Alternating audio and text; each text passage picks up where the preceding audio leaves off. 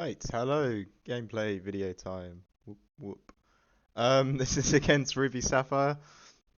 On the play, we won the die roll, but it's just a best of two because found as much as I dislike the format, it's the best way to get practice in. So yep, 7 cards. Throw most of it away, and the only thing we kept was a Hiram and a Smee. Would really want a Quill and a Porp just to round the hand out, and then the rest, as long as it was inkable, I think it would be fine.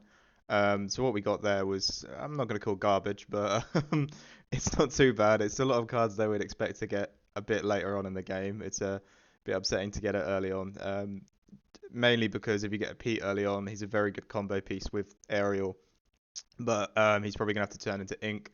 And if we get a Quill, most likely the Aerial is going to turn to Ink unless the Hiram can really come in clutch and draw some cards. So we've got a Fortisphere in there, which is nice.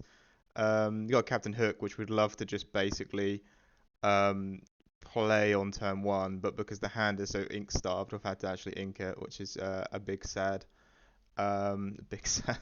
Um, so yeah, we drew into another one as well. Jeez. But there's no ramp there, so we need to find ramp and just another uninkable card. Brilliant. Um, it's having to ink both Captain Hooks that can do a lot of work in this matchup, and I believe could have got us a lot of lore to close out the game earlier. But yeah, Smee on two on the play is always very strong. He's going to net you quite a bit of lore. He's kind of one of the only benefits of being the steal in this matchup rather than the ruby is that we get to use the Smee early on if we land it on two. And also later on, if we draw them, we can flood wide and play Pete or something like that and guarantee ourselves 2, 4, 6 lore or whatever, depending on how many we play if we miss them early on. So yeah, he's like kind of one of our MVP cards because it's one thing we can do and they can't. Our opponent did miss Ramp on two, which is a bit rough. They went for the visions instead. I assume if you're Ruby Sapphire, that's like your third best thing you can do. Please, someone tell me if I'm wrong. But Tippo one jump, and then I'd say visions. I guess just if your hand wasn't ramping on two, you can morph and find another thing that you could do on three that's really impactful. So we play the Force first here, and that's mainly not to get grab your swords because that's just again garbage. But while we do that is we'd really like to get that Tippo request for two. Well, what we can do is because there's a Tippo in this deck, we can I didn't say Ink Tippo, I said Ink Chiempo. I was just thinking about Tippo. What we only want to do is you can play it, and because you have 3 ink, sometimes you can draw into the Tippo. And then you can use it to make sure you don't miss the ramp on three. And I think at that point, if we had got it, would actually have inked the Hiram because they seem to be going off. And after a visions, I just assume they're going to get into a better spot with their hand. So yeah, we're going to have to ink the visions there. And this is mainly so we guarantee we're just not going to stall out and not ramp. Not ramp, sorry, just basically not brick our hand. We're in a fairly rough spot. We've missed it on 2 and 3. We have got the Quill now, which we will have to set up because we can't race too fast against them. They only really need a Sisu, and then we're just out of the game if we haven't got any ink advantage, or not advantage because they've got Quill as well. But if we haven't got anything just working in our favour, and it's very nice there to use a Maui there instead of a Medusa. I think a Medusa would have been really good because you could have took the Hiram out and then challenged the Smee. Would have still quested with the Smee because 6 lore is 6 lore. But yeah, this isn't too bad. A spot they're playing, having to play a bit more slower, a bit more reserved. We're not setting up a singer. They're not really sure about if we're going to use Whole New World or not, which is pretty nice. And we always put Grab Your Swords in the Inkwell just because it's very rare we need it. So that Mary will have 2 damage on it, and I believe we do have a nice little fire the cannons in hand, which I think we would do, and it just basically forces us to find another answer for our Hiram. I'd say that hand's not garbage. That's just me being too negative. But there's a lot of pieces of stuff we didn't want. Maybe would have wanted another Porpsicle. That would have been pretty nice, and just basically more draw engine. But what it did do is we can't understate is that it got us through 5 cards that probably weren't going to be very useful for us anyway. So we got to bottom deck 4 that were just kind of a bit bad, and then put um, 1 in the ink. Oh, quested as well, didn't we? The hero. Then we get to put 1 in our hand and just ink it. So we got to go through 5 cards that just weren't really that useful in the matchup, or the matchup at this point. Um, so yeah, it gets us closer to something that's good. And they're going for the Hiram draw as well. I mean, we're not threatening a huge wide board. They can sort of, I wouldn't say play it slower, but They probably wanted to draw a deal with our Hiram, but just they can start getting their engine set up. Why not? It's not a bad call. The threat of whole new world is always there, and we have bottom decked one whole new world and just drawn another one, so we're pretty much nowhere out. Oh, look at that ink management. Look at me go. Look at me go. I was very tired. I'm not going to make too many excuses. I was tired and we were testing, so the ink's kind of bad. Play the Chiempo down there because basically it will keep the Hiram safe. I don't believe we actually end up questing with the Hiram, so it could have been kept as ready. But it basically just means Maui's not going to answer it, Scar's not going to answer it, which is like quite a common thing people are playing these days in their deck. I believe this version was a Scar version as well, but it was also a CC version. Actually, don't quote me on that. I can't remember what version it was, but it had Sisu in it. Um, but yeah, it basically means it's a very awkward thing for you to have to invest in removing, unless you Medusa Ice Block it, which is pretty much your only out there. Besides that, he's going to require, yeah, two things to hit into it, or a Vitalis Sphere. So whatever it requires from the RB player, it requires them to do two things, which is just, if we want to basically be putting the pressure on them, constantly making them react, so they can't set up a Tamatoa and they can't dime it. A card like that's really good. It just makes it really awkward for them. It is sad that Ice Block Medusa kills it, but let's be honest, that combo's too broken in this game and it breaks everything in this game.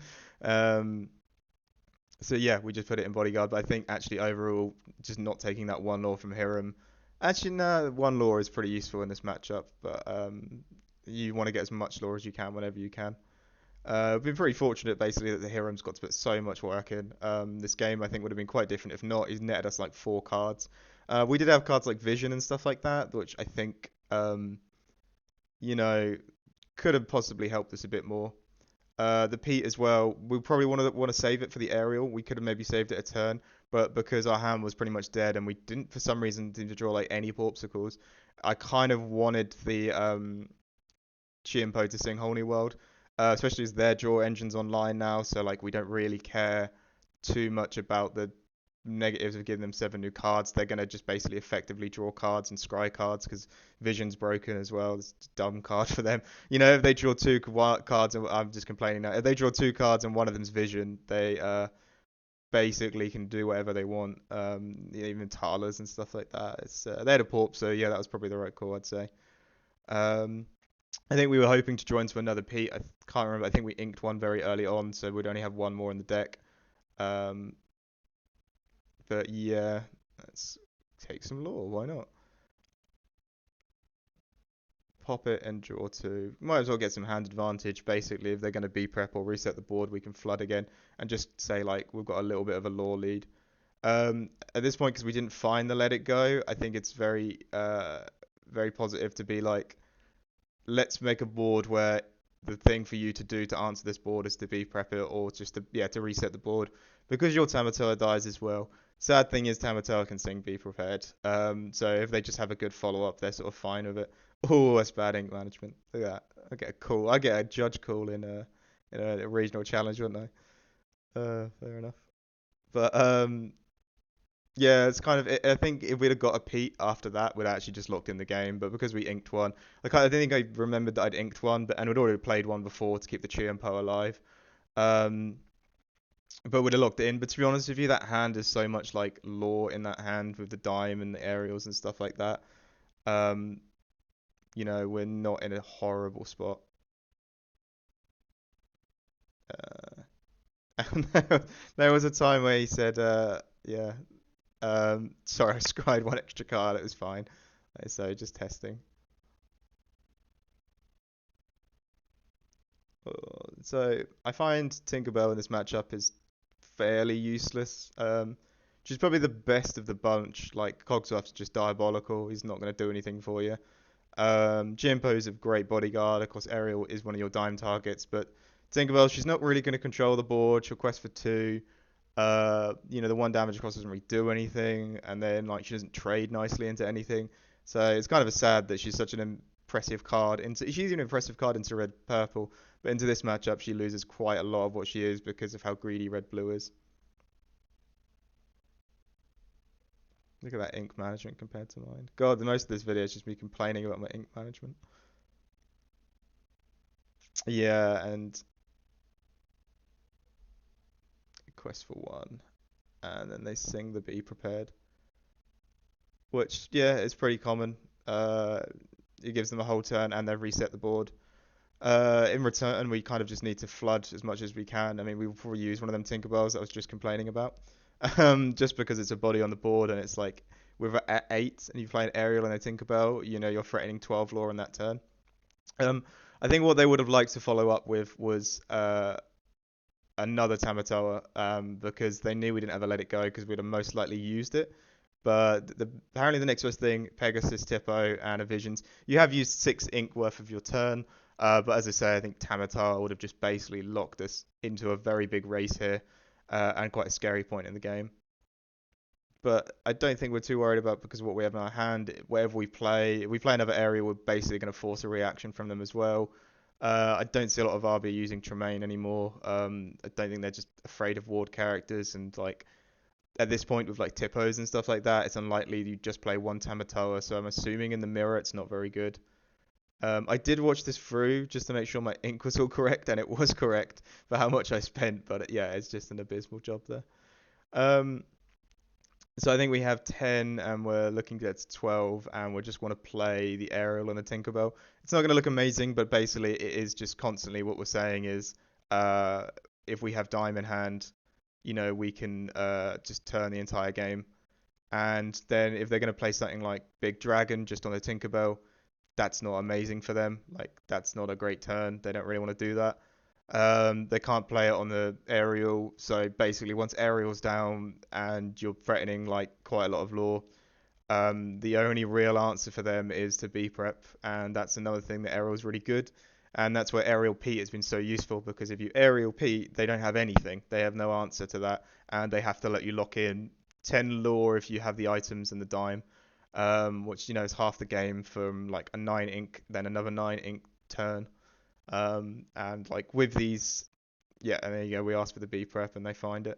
I think they quested. Did they? Yeah, quested for one. Why not? I'll write that down. I'll keep trying to remember. I get lost talking and then I forget to update the lore thing. So please bear with me. Um, but yeah, that sort of threatening them with the aerial Pete is just so brutal. And because in this matchup, RB is just such a greedy and insanely greedy deck. Here I go complaining again.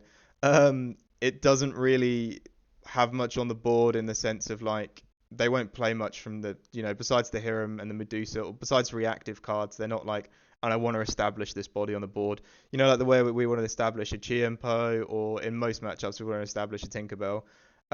They just won't want to do any of those things because why do they? They don't need to. I have seen some builds use the Donald, the 3/4 Donald that ramps for one. I quite like that because it does basically just say, hey, we're going to put something on the board, and it's not going to be amazing, but it did something for us on play. So, we've got some value there, and then it quests for 2 if you don't deal with it. Tends to ask for a Medusa, but if you really want to Medusa that when you also want to be Medusaing Hirams and then into other matchups, like do you want to Zeus or Donald? So I've seen that pretty good. Yeah, they're basically just looking for a response now, but we've gone through 2 B prepared, and this is that power of we are getting a little bit like worse for wear because we're going through 2 B preps, um, and we're kind of just like uh, basically we've gone through 2 B preps and we're basically saying like please answer this or we win the game, and I think we do end up coming out positive here in a sec. I don't think that's enough items and a dime to close it out. I think I tried to do the maths if I can double dime.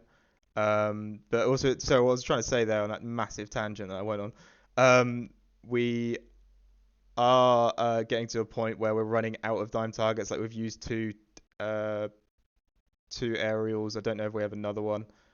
Let me do the maths on all of that. That's like a bunch of lore. So that's 2, 4, 5. Okay, I think we're just going to close the game out soon anyway. But we're looking if we can use the other Tamatoa. So we quest for 5 there. Go to 13. Yeah, look at that. That's a bunch of lore. And look at me using my lore tracker. I hope people find that funny. Um, yeah, and I think we tried to look if we could just do a double dime and close the game out. We might have got lost in the sauce there, and we might have had a different out. I think we inked a quill earlier on, which actually, when I thought about it, might have been better to keep because we could have played that and also won, and we wouldn't have had maybe something else in hand. I think we got so lost in the sauce as well that we forgot that we could dime tap to get to 19. Uh, so we do that as well. Yeah, 2, 4, 5, 6. Yeah, we haven't missed it. Cool. And the Pete as well, basically saying, well, you need Challenger to deal this Tamatoa now if you find the B prep. So, I mean, finding a Maui's not impossible, but also having a Tipo Dime in hand is just lethal. So, and no one's running Law Reduction in set 5. So, this is pretty much game. But yeah, I think this is, if you can get, I wouldn't say on top of them, but if you can get sort of constantly making them try react, constantly putting them on the back foot and saying, respond to this. And it's similar to because we played a lot of games of RP versus Red Blue as well, and it's similar to that matchup where it's just constantly like answer this or I win, answer this or I win, and if you can get everything in the right method, it sort of works. Now I'll go on to game 2 here as well, if I can.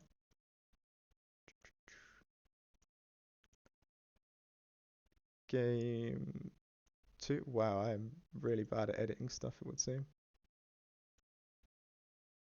Here we go, game 2. We're on the draw now. Like I say, these are just best of two. As much as I don't like the format, it's the format we have to use at regionals. And in testing, you get a game on the play and the game on the draw. So it's just good to get 3 more matches rather than doing that third game where you most likely might win because you won a die roll.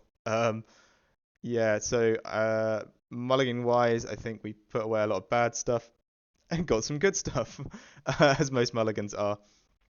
But yeah, looking at the hand, we got like a Captain Hook in there, which is on the draw fairly. I don't want to overstate this card and say it's a lot better than it is because it's not really meant for this matchup. But what it does do is it locks in early law, makes them answer it. Sadly, if they get an early Sisu, they just answer it, and that's just that. But I guess you can't argue that for turn 1 you played it and it'll quest, quest, quest. So it might get a 3 to 4 law. So a 1 drop doing that isn't terrible. No one's playing Queen of Hearts anymore. We're not in that set. Um, so yeah, but I think as well, looking at the hand, there's a lot of stuff there we want later on in the game, and now we're gonna have to ink it. I think it really ink wise, it might even be better to play a bit more reserved if you've got cards you want. If you've got a Smee and a Quill, you can play a bit more reserved because the things we want to be inking here is like Cogsworth and Tinkerbells and stuff like that because we're just not really going to use them. And then we want to keep ramped to our dime targets, Chiimpo, Pete, and protect them. So a lot of cards in there we kind of want to keep. I've actually gone up to 3 Let It Goes after this set because a lot of the time I was just hunting for a Let It Go, and it felt like if I was to play a Let It Go, oh, that's not. I mean, that's morphed into not a bad hand, but being on the draw is just fairly rough. Yeah, it's that sort of ideally that Let It Go would be the best thing to ink, but if they get an early Tamatoa and they are on the play, we're just really out of the game there. So we had to ink one of our scrying cards. It's not the worst in the world because turn 2 we're probably going to play the Porp to set up for the Hiram, and we got the Captain Hook out earlier just so we can start getting lore. We are on the draw, so like I keep saying we're on the draw. We're just behind on those things. And they go for the Ink Tala and they play the 1 jump. I believe as well their hand was fairly bricked because their turn 1 was Inca Tipo, and then on 2 they play a 1 jump. So they're in that like kind of spot where you get with RB sometimes where it's just yeah your hand's just quite bricked. Um, but still, I think if you weren't talking as friends during the game, it's quite reactive. You wouldn't really tell because they could follow up with like how far you go. Yeah, we opt to do the ink the Let It Go now, and I think basically it's just going to be if they have the Tamatoa, they have the Tamatoa. Maybe hugging onto the Let It Go is not going to win us the game. In hindsight, maybe we could have inked the Pete, but we really wanted to save the Pete for the aerial combo. And the 2 Hirams, like we can't basically deny ourselves card draw because it's what's gonna keep us in the game. They're most likely gonna answer 1 Hiram. They've got Sisu Brawl, just loads of stuff like that. Sisu Brawl, big Sisu Medusa, like so we basically if we draw 2 Hirams, we kind of got to keep them. and hope that the things that we're inking will draw us into. Like it's a really weird situation. Quill as well makes it a little bit rougher because now we're gonna have to ink stuff that we really want, and we do go for that Pete and the Tamatoa. And mainly the thought process is we have other stuff in the deck. We have other aerials, we have other Tamatoas, so we're just gonna sadly have to ink them early on, and just rely that two Heroms will give us enough to keep the engine going. But Chimpo aerial is still pretty good. Yeah, look how reactive the red blue deck is. It's like doing sort of like sorcery or something like that. Um, just sat there and we cast it for two actually. Sorry. Just sat there, just sort of doing cantrips or spells that get you ink until you get to that top end. Um, imagine they just do quite badly into hyper aggro. I mean, yeah, they do quite badly into aggro decks. There's just loads of turns when I could be turning sideways. If we had a Smee here, I think it would have been an insane spot actually. How much lore we would have threatened, but apparently he was hiding in the deck. Uh, so yeah, I mean, I think from this spot we're not terribly. I think we can kind of predict that there's going to be a Sisu, but we'll try and get some use out of these Heroms as much as we can. Um, I mean, maybe it was better to establish something. Maybe get a Chiempo set up or something like that. Um, no, I mean, look, okay, that's what I mean. Maybe not because we haven't got the whole new world, and we're on the draw, so I think we'd like to use Hiram draw instead. So getting more cards to ink was probably a better play. Yeah, it was probably the right play just to Hiram there. Hopefully, have drawn into something to double spell. That was kind of sucks. But you know, it is what it is. And yeah, I think we just go for a not ignore factor, because CC questing for three is just nuts. Why they printed it like that. But we've just got our own game plan to follow. You know, a double fire the cannons here would have been utterly lovely, to be honest with you. Just to quickly deal with that card. We do opt for, I think, yeah. Now we do ink that away, and this is the one time, as much as I've been saying that it's not for this matchup. Um, we decided to ink it, which actually, in my opinion, might have been the wrong play, and I think inking that quill is the wrong play because you grab your swords, fire the cannons technically would answer it, and if they played some other useless stuff like Tippo and stuff like that, we could have potentially got some more value out of it. But you know, it is what it is. We were basically just looking down the thing and looking down the sort of like horse blinders on, trying to think of Arg Wincon, and not thinking actually we could potentially control some board here and stop them gaining that 3 law return. And inking the quill was a bit rough because I think we should have kept it just as another item, another quill, especially if we're using. Show me how many how far your ghosts you've used.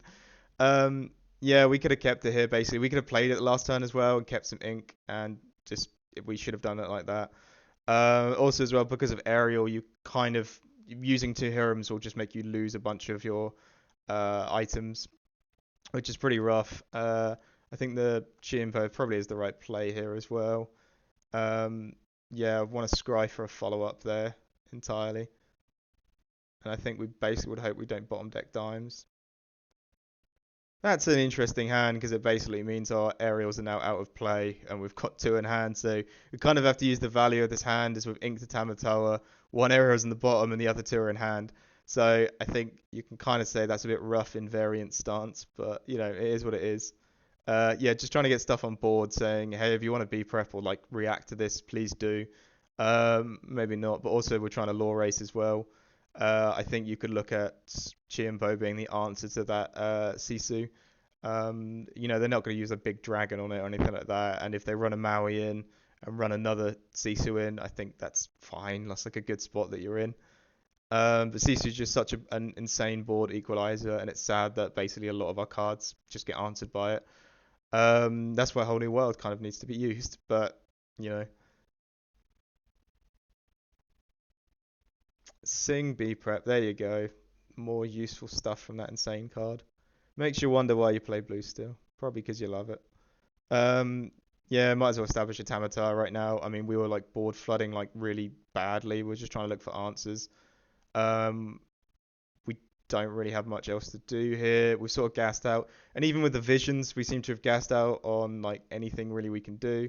So we're just gonna have to basically play the most valuable thing in our hand and see where that gets us. I don't think there's an argument for the Tink being played there because I think what you want is wanted to ink as well that turn. And the Tink's just going to trade nicely into Tamatoa and do nothing. So, yeah. And establishing a dime is just nuts as well. So the quest to 6. Um, yeah, we're at a strange point as well now where we're using Rise of Titans in this build, which would be our only real out to that Tamatoa. I say that and then we play it this turn and we basically take the law because we're throwing the game. That's why we're doing that. We should have played the other aerial and inked this one, and then maybe hardcasted a wheel and tried to quest for both. But then hardcasting a wheel is pretty rough as well. And they've just got double diamond at this point. The game is pretty locked out. We've got no real card draw in hand. We've gone through 2 Hirams. We've gone through a bunch of items. Um, I think they're even saying that's just like locks game out. Yeah. Well, yep, that locks the game out. And I think that's kind of where I'd approach that matchup is a 1-1 and try and basically race them. I think there was a lot of brutal inking. The scrying bottom decked some cards, so I think there was some variance there that screwed us up. I think we misplayed a little bit. I think we should have kept another Quill. I think we could have dealt with the Sisu, which meant they couldn't sing Be Prepared. They'd had to hard cast it and then not set up the Tamatoa. I think we should have used our removal resources a bit better. But overall, I think there's 2 games there, and I think there's a little bit to learn from both. And my rambling wasn't that bad, I hope.